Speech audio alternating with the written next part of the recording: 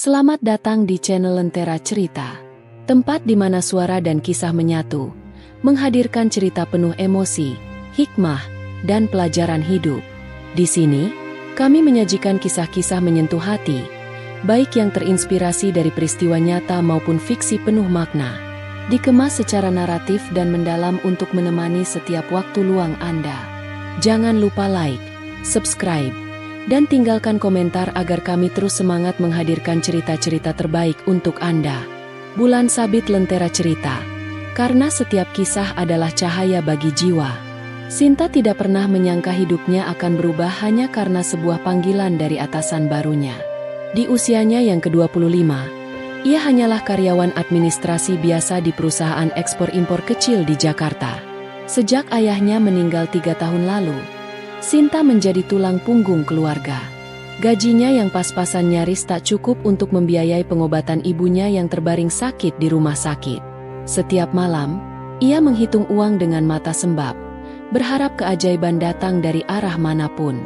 Perusahaan tempatnya bekerja baru saja diakuisisi oleh investor asal Afrika, seorang pengusaha sukses bernama Mr. Kofi Adewale. Pria itu berbeda dari bayangan Sinta tentang bos asing. Wajahnya tegas, kulitnya gelap seperti kopi pekat, namun tutur katanya sopan dan tatapannya hangat. Ia jarang bicara, tapi setiap kali berbicara, semua orang mendengarkan. Hari itu, setelah rapat singkat, Sekretaris Kofi menyampaikan bahwa bos memanggil Sinta ke ruangannya. Jantungnya berdebar. Ia takut telah melakukan kesalahan. Saat pintu ruangan terbuka, aroma kopi dan parfum mahal menyambutnya. Kofi duduk di balik meja besar, menatap Sinta dengan ekspresi serius tapi lembut. "Duduklah, Sinta," katanya dengan suara berat beraksen asing. Beberapa detik hening, lalu ia mengeluarkan selembar kertas dari map coklat di depannya. "Saya ingin menikah denganmu, Sinta. Aku akan memberimu 60 juta rupiah per bulan." Sinta terpaku, bibirnya terbuka, tapi tak ada kata keluar. Ia sempat menatap sekeliling, mencari tanda bahwa ini hanyalah prank atau ujian. Tapi di hadapannya, kertas itu nyata, kontrak resmi dengan tanda tangan legal konsultan perusahaan. "Maaf, Pak, ini maksudnya?" tanya Sinta terbata. Kofi menatapnya lurus. "Aku butuh seorang istri, bukan sekadar karyawan. Aku tidak ingin menikah karena politik atau kepentingan bisnis. Aku ingin seseorang yang nyata, yang jujur, dan aku memilihmu." Sinta tak tahu harus menjawab apa. Otaknya menolak, tapi pikirannya memutar wajah ibunya di rumah sakit, tagihan yang belum terbayar, dan dapur yang sering kosong. Malam itu, ia menangis sepanjang jalan pulang. Ia menimbang harga dirinya, menimbang cinta, menimbang kebutuhan. Hingga akhirnya, setelah semalaman tak tidur, ia menandatangani kontrak itu, dengan tangan gemetar, dan hati yang penuh tanda tanya. Sinta resmi menjadi calon istri bosnya, tapi juga tawanan dari keputusan paling berat dalam hidupnya. Seminggu setelah tawaran mengejutkan itu, hidup Sinta berubah secepat kilat. Ia nyaris tidak sempat berpikir ulang ketika semua persiapan sudah disiapkan oleh tim pribadi Mr. Kofi Adewale. Surat izin menikah, dokumen hukum, bahkan gaun pengantin, semuanya beres hanya dalam beberapa hari. Rasanya seperti mimpi yang terlalu nyata. Pagi itu, Sinta berdiri di depan cermin hotel mewah di kawasan Jakarta Selatan. Kebaya putih yang ia kenakan begitu indah, namun entah mengapa terasa berat di tubuhnya. Hatinya berdebar keras, antara takut, canggung, dan tak percaya bahwa sebentar lagi ia akan menjadi istri dari pria asing yang bahkan baru ia kenal beberapa minggu. Perias wajahnya mencoba menenangkannya. "Cantik sekali, Mbak. Rezeki nggak boleh ditolak." Sinta hanya tersenyum tipis, tak tahu harus menjawab apa. Di ballroom hotel, suasana tampak formal tapi sepi. Tak ada musik riuh, tak ada tawa keluarga. Hanya segelintir orang dari pihak perusahaan, saksi nikah, dan seorang penghulu. Kofi berdiri di depan, mengenakan jas hitam yang membuat sosoknya tampak gagah dan berwibawa. Tatapan matanya tenang saat melihat Sinta berjalan menuju pelaminan. Meski ia tahu di balik langkah kecil itu, Gadis itu sedang menahan gemuruh di dadanya. Prosesi berlangsung cepat. Ketika tiba saatnya mengucap ijab kabul, suara Sinta bergetar, hampir tak terdengar. Namun begitu penghulu berkata, "Sah," semua orang menepuk tangan pelan. Dalam hitungan menit, status Sinta berubah dari karyawan biasa menjadi istri sah seorang miliarder asal Afrika. Setelah semua tamu pergi, hanya mereka berdua yang tersisa di ruangan itu. Kofi menatap Sinta lama, lalu tersenyum hangat. "Mulai hari ini, kau adalah istriku. Tapi jangan takut, aku tidak akan memaksamu apapun sebelum kau siap." Nada suaranya lembut, jauh dari kesan menakutkan. Ucapan itu membuat Sinta sedikit lega, meski hatinya tetap dipenuhi tanya. Ia mengangguk pelan, mencoba menerima kenyataan baru yang belum sempat ia pahami. Malam itu, dari balkon kamar hotel yang menghadap lampu kota Jakarta, Sinta menatap langit dengan mata berkaca-kaca. Ia bertanya pada dirinya sendiri, apakah ini awal dari kehidupan baru yang penuh berkah, atau justru awal dari kisah yang akan mengubah segalanya? Hari-hari pertama setelah pernikahan terasa begitu janggal bagi Sinta. Ia yang terbiasa tinggal di rumah kontrakan kecil, kini menempati rumah megah bergaya modern di kawasan elit Jakarta Selatan. Dindingnya putih bersih, lantainya marmer dingin, dan halaman belakangnya dipenuhi bunga tropis yang dirawat oleh tukang kebun asing. Setiap pagi, ada yang membukakan pintu kamar, menyiapkan sarapan, bahkan menawarkan teh hangat. Dan yang paling aneh, semua orang memanggilnya Madam. Awalnya Sinta merasa canggung. Ia tidak terbiasa dilayani, apalagi menjadi pusat perhatian. Setiap kali para staf rumah itu menunduk hormat, ia hanya bisa membalas dengan senyum gugup. Dalam hati, ia sering bertanya, apakah aku benar-benar pantas berada di sini? Kofi, suaminya, hampir setiap hari pergi bekerja sejak pagi hingga malam. Ia memimpin perusahaan besar yang punya cabang di berbagai negara. Namun, meski sibuk, pria itu selalu berusaha pulang tepat waktu untuk makan malam bersama Sinta. Meja makan panjang di ruang makan yang luas itu sering hanya diisi 2 orang. Mereka berdua, ditemani cahaya lampu hangat dan suara lembut musik jazz. Kofi bukan tipe pria yang banyak bicara, tapi sikapnya penuh perhatian. Ia memperhatikan setiap detail kecil tentang Sinta, cara ia memegang sendok, kebiasaan menunduk ketika berbicara, hingga tatapan matanya yang selalu gugup. Suatu malam, Kofi tertawa kecil saat melihat Sinta kesulitan menggunakan pisau makan. "Tenang, tidak semua orang lahir tahu caranya," katanya lembut sambil mencontohkan. Sejak itu, ia sering mengajarinya hal-hal kecil, dari cara makan yang benar, etika di meja makan, hingga bahasa Inggris sehari-hari. Sinta mulai melihat sisi lain dari pria yang dulu ia anggap menakutkan. Di balik penampilannya yang tegas, Kofi ternyata sangat sabar dan cerdas. Ia menceritakan tentang masa kecilnya di Lagos, tentang ibunya yang keras tapi penyayang, dan tentang perjuangannya membangun bisnis dari nol. Malam demi malam, suasana canggung di antara mereka perlahan mencair. Sinta mulai merasa nyaman berada di dekat Kofi. Ia bukan hanya bos besar dari Afrika, seperti yang dibicarakan orang kantor, tapi seorang manusia yang lembut, hangat, dan tampak kesepian. Dan entah sejak kapan, setiap kali Kofi menatapnya sambil tersenyum, jantung Sinta berdetak sedikit lebih cepat dari biasanya. Malam itu hujan turun deras. Angin berdesir menembus jendela besar rumah Kofi, sementara Sinta duduk sendirian di ruang tamu sambil membaca buku yang diberikan suaminya.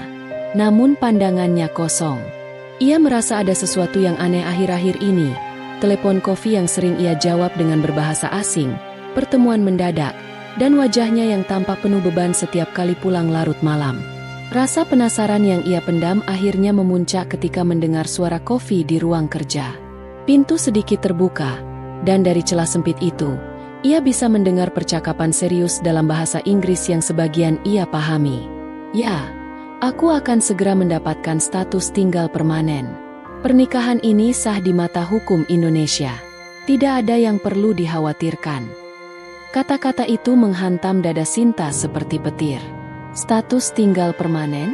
Ia mematung di balik pintu, menahan napas agar tidak ketahuan. Tiba-tiba semua potongan puzzle terasa masuk akal. Tawaran pernikahan mendadak, kontrak yang terlalu menguntungkan, dan sikap Kofi yang seolah menyembunyikan sesuatu. Malam itu ia tak bisa tidur. Dadanya sesak. Pikirannya dipenuhi rasa kecewa. Ia merasa digunakan, seolah harga dirinya ditukar dengan uang dan legalitas. Ia teringat ucapan ibunya dulu. Jangan pernah jual dirimu demi kenyamanan, nak. Air matanya jatuh tanpa bisa ditahan. Keesokan harinya, ketika Kofi turun untuk sarapan, Sinta langsung menatapnya dengan mata merah. Jadi, semua ini cuma untuk status tinggal? Aku hanya alat bagimu, katanya dengan suara bergetar. Kofi terdiam sejenak. Tatapannya tenang, tapi ada kesedihan di sana. Sinta, aku memang butuh legalitas. Itu benar. Tapi alasan aku memilihmu bukan itu. Lalu apa? Sergah Sinta. Kau bahkan tidak mengenalku. Kofi menarik napas panjang. Aku tidak butuh wanita yang mengejar uangku.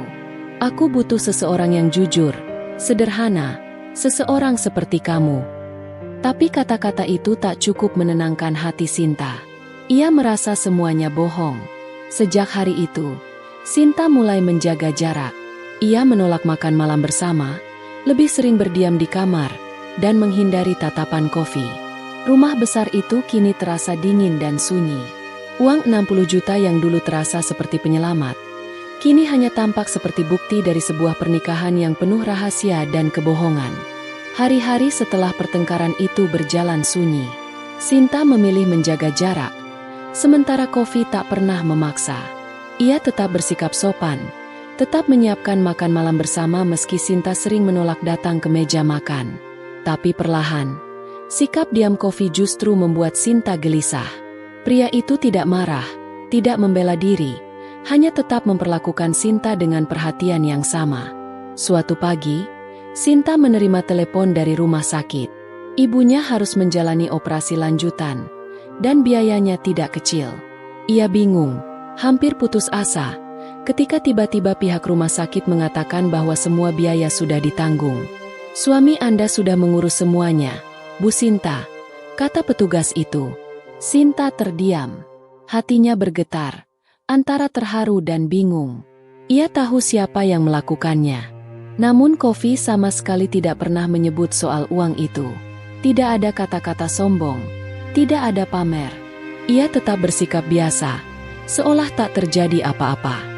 Beberapa hari kemudian, Kofi tiba-tiba datang ke rumah sakit. Ia mengenakan kemeja sederhana, tanpa pengawalan, membawa buah dan bunga untuk Ibu Sinta.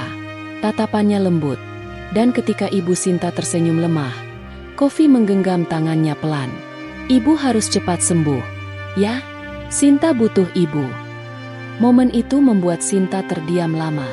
Ada ketulusan di mata pria itu, bukan sekadar formalitas. Dalam perjalanan pulang, suasana hening di mobil. Kofi akhirnya bicara, suaranya pelan namun dalam. Aku tahu kau masih marah, Sinta, tapi aku tidak pernah berniat memanfaatkanmu. Aku pernah punya istri di negaraku. Dia meninggal karena penyakit. Sejak itu aku menutup diri dari dunia. Tapi saat pertama kali melihatmu di kantor, aku melihat sesuatu di matamu, keberanian, kesederhanaan, dan kejujuran. Itu yang aku rindukan. Kata-kata itu menggema di telinga Sinta. Ia mencoba menahan air mata, tapi hatinya mulai goyah. Ia melihat sisi Kofi yang selama ini tersembunyi di balik sosok tegas dan misteriusnya. Malamnya, Sinta duduk di balkon rumah, memandang langit malam yang tenang. Untuk pertama kalinya, ia tersenyum kecil saat mengingat Kofi. Ia mulai sadar, mungkin pernikahan mereka memang dimulai dari kesepakatan dingin. Tapi kini, sesuatu yang hangat mulai tumbuh, pelan, tapi nyata. Waktu berjalan cepat tanpa disadari. Sudah hampir 4 bulan sejak pernikahan mereka. Namun belum sekalipun Sinta dan Kofi benar-benar menjalani kehidupan suami istri secara utuh. Hubungan mereka penuh rasa hormat, saling menjaga jarak, dan tanpa paksaan. Tapi seiring berjalannya waktu, rasa nyaman yang tumbuh di hati Sinta berubah menjadi keinginan untuk benar-benar membuka diri. Malam itu, Suasana rumah begitu tenang. Lampu kamar remang, udara hangat, dan suara lembut musik Afrika mengalun dari speaker kecil di sudut ruangan. Sinta duduk di tepi ranjang dengan jantung berdebar. Ketika Kofi masuk, ia tersenyum lembut. Pria itu mendekat perlahan, lalu duduk di sampingnya. "Kau yakin ingin ini, Sinta?" tanyanya dengan nada penuh kehati-hatian. Sinta menatapnya, lalu mengangguk pelan. "Aku siap." Kofi menatapnya lama, seolah memastikan segalanya. Tatapan itu bukan tatapan nafsu, melainkan kasih yang menenangkan. Ia menyentuh pipi Sinta dengan lembut, membisikkan kata-kata manis. Sinta menutup mata, membiarkan dirinya larut dalam kehangatan yang belum pernah ia rasakan sebelumnya. Namun tepat ketika suasana mulai berubah hangat, Sinta tiba-tiba merasa sesak. Nafasnya terengah, dadanya seperti ditekan beban berat. Jantungnya berdebar tak terkendali, tubuhnya gemetar, dan pandangannya kabur. "Sinta, hei, lihat aku!" seru Kofi panik. Tapi Sinta tak mampu menjawab. Dalam hitungan detik, semuanya gelap. Ia pingsan di pelukan Kofi. Kofi langsung memanggil dokter keluarga yang datang tergesa-gesa tengah malam. Pemeriksaan berlangsung cepat, dan setelah beberapa menit, dokter berkata pelan, dia mengalami serangan panik akibat tekanan batin dan kelelahan emosional. Ketika Sinta perlahan sadar, ia mendapati dirinya berbaring di tempat tidur, dengan Kofi duduk di sampingnya, menggenggam tangannya erat. Wajah pria itu tampak cemas, tapi lembut. "Aku tidak menginginkan tubuhmu, Sinta," bisiknya. "Aku hanya ingin kau bahagia. Aku akan menunggumu, sampai kapanpun kau siap." Air mata Sinta menetes. Di balik kelembutan dan ketegasan Kofi, ia merasakan kasih yang tulus. Malam yang seharusnya menjadi malam pertama mereka justru menjadi malam pengakuan hati, bahwa cinta sejati tidak memaksa. Ia menunggu, memahami, dan menyembuhkan luka lama tanpa syarat. Sejak malam itu, segalanya berubah pelan tapi pasti. Ada sesuatu yang berbeda di antara Sinta dan Kofi. Mereka tidak lagi hidup dalam jarak dan formalitas. Sinta tidak lagi memandang Kofi sebagai bos besar dari Afrika yang membelinya dengan uang, tapi sebagai pria yang benar-benar peduli, yang memperlakukannya bukan seperti istri kontrak, melainkan seperti pasangan sejati. Hari-hari mereka kini lebih hangat. Setiap pagi, Kofi sering menyapa dengan bahasa Indonesia yang terdengar kaku tapi lucu. "Selamat pagi, istriku sayang." Kalimat sederhana itu selalu berhasil membuat Sinta tersenyum. Ia pun mulai membalas dengan kata-kata kecil dalam bahasa Inggris, kadang salah ucap, tapi Kofi selalu tertawa lembut dan membetulkan dengan sabar. Sinta mulai menemukan cara baru mencintai, melalui hal-hal kecil. Ia belajar memasak masakan Indonesia untuk Kofi. Awalnya berantakan, sambal terlalu pedas, rendang gosong, dan nasi gorengnya terlalu asin. Tapi Kofi selalu memakan semuanya dengan ekspresi bahagia. "Perfect," katanya setiap kali, meski keringat menetes karena kepedasan. Mereka mulai menghabiskan lebih banyak waktu bersama. Jalan sore di taman belakang, menonton film Indonesia yang diterjemahkan, atau sekadar minum teh sambil membicarakan masa lalu. Sinta mengetahui bahwa Kofi menyukai musik jazz dan sering memainkan gitar di malam hari. Suara petikan gitarnya lembut, dan Sinta kadang ikut bernyanyi pelan. Bahkan dalam hal ibadah, mereka mulai menemukan keseimbangan. Kofi menghormati kepercayaan Sinta, dan Sinta pun kagum pada ketulusan Kofi berdoa. Dari situ, keduanya belajar tentang makna saling menghargai, bahwa cinta tidak selalu harus sama, tapi harus saling memahami. Kontrak pernikahan yang dulu terasa berat kini seolah tak berarti. Sinta bahkan lupa kapan terakhir kali ia menghitung uang 60 juta itu. Nilai yang dulu tampak besar kini terasa kecil dibanding kehangatan yang ia rasakan setiap kali melihat Kofi tersenyum kepadanya. Cinta yang tumbuh di antara mereka bukan hasil perjanjian, melainkan ketulusan dua hati yang pernah sama-sama kesepian dan kini saling menyembuhkan. Bagi Sinta, untuk pertama kalinya dalam hidupnya, ia tahu, kebahagiaan bukan dibeli dengan uang, melainkan dibangun dengan kasih tanpa pamrih. Waktu berjalan cepat. Tanpa terasa, Sudah setahun berlalu sejak hari pernikahan mereka yang penuh tanda tanya itu. Dalam kurun waktu itu, segalanya berubah. Sinta yang dulu ragu kini telah menemukan ketenangan, sementara Kofi yang dulu tampak misterius kini menjadi sosok yang begitu hangat di hidupnya. Rumah yang dulu terasa asing kini penuh tawa, aroma masakan, dan percakapan sederhana di pagi hari. Namun, di balik semua itu, Sinta tahu satu hal, kontrak pernikahan mereka akan segera berakhir. Sejak awal, semua diatur secara resmi, bahkan cinta pun dulu ditandatangani di atas kertas. Tapi kini, menjelang batas waktu setahun, Sinta justru takut kehilangan sesuatu yang jauh lebih berharga daripada uang. Suatu malam, Kofi memanggil Sinta ke ruang kerjanya. Di atas meja, tergeletak map coklat yang dulu menandai awal hubungan mereka. Dengan ekspresi tenang, ia berkata, "Sinta, kontrak kita berakhir besok. Aku tidak akan memperpanjangnya. Kau bebas menentukan jalanmu. Kalau kau ingin pergi, aku akan tetap mengirim uang untuk ibumu. Aku hanya ingin kau bahagia dan bebas." Kata-kata itu membuat dada Sinta sesak. Ia menatap Kofi lama. Pria yang dulu hanya ia anggap penyelamat sementara, kini menjadi bagian dari hidupnya. Uang 60 juta per bulan itu sudah lama tidak ia sentuh. Selama ini, kebahagiaan datang bukan dari angka di rekening, tapi dari tawa dan perhatian Kofi. Dengan suara bergetar, Sinta berkata pelan, "Aku tidak mau gajimu, Kofi. Aku hanya mau kamu." Kofi menatapnya, terdiam beberapa saat, lalu perlahan tersenyum. Senyum itu seperti pagi pertama setelah hujan panjang. Ia berdiri, menggenggam tangan Sinta, dan berkata, "Kalau begitu, mari kita mulai lagi, tanpa kontrak, tanpa batas, hanya cinta yang jujur." Beberapa minggu kemudian, mereka menikah lagi.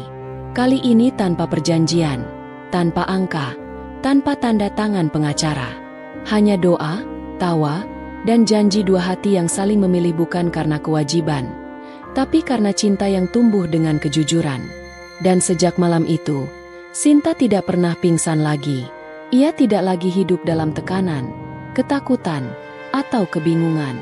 Kini, ia hidup dalam ketenangan, karena akhirnya ia tahu, cinta sejati bukan tentang siapa yang memiliki lebih banyak, tapi siapa yang memilih untuk tetap tinggal, bahkan tanpa alasan.